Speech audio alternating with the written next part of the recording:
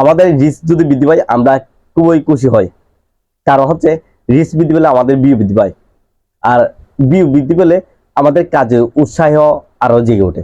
বন্ধুরা, যে বিষয় নিয়ে কথা বলছিলাম, রিস্ক বিষয়ে, রিস্ক হচ্ছে অত্যন্ত গুরুত্বপূর্ণ একটা বিষয় ফেসবুকের জন্য।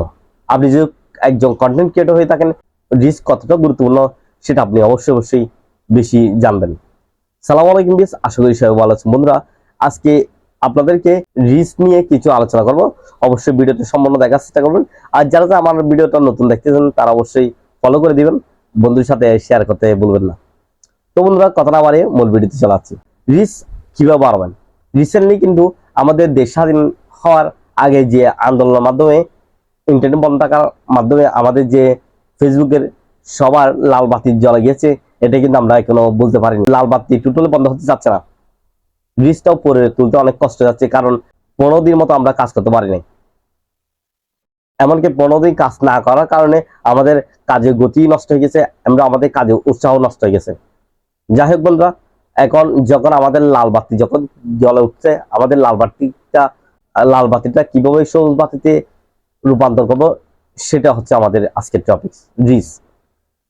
রিস্ক আপনি কিভাবে বাড়াবেন? রিস্ক কিন্তু বিভিন্ন ভাবে বাড়া যায়। আপনি চাইলে একটা ছবি পোস্ট করে আপনি রিস্ক বাড়াতে পারবেন। ছবি যখন আপনি একটা পোস্ট করবেন, সেখানে লাইক কমেন্ট যদি আসে, আপনার রিস্ক বৃদ্ধি পাবে।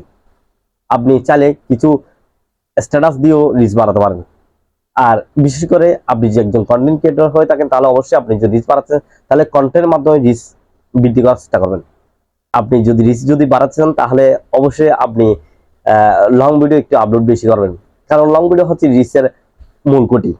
আপনি যত বেশি লং ভিডিও আপলোড করবেন, দেখবেন আপনার ধাপে ধাপে এক লাফে অনেক রিস্ক বেড়ে যাচ্ছে।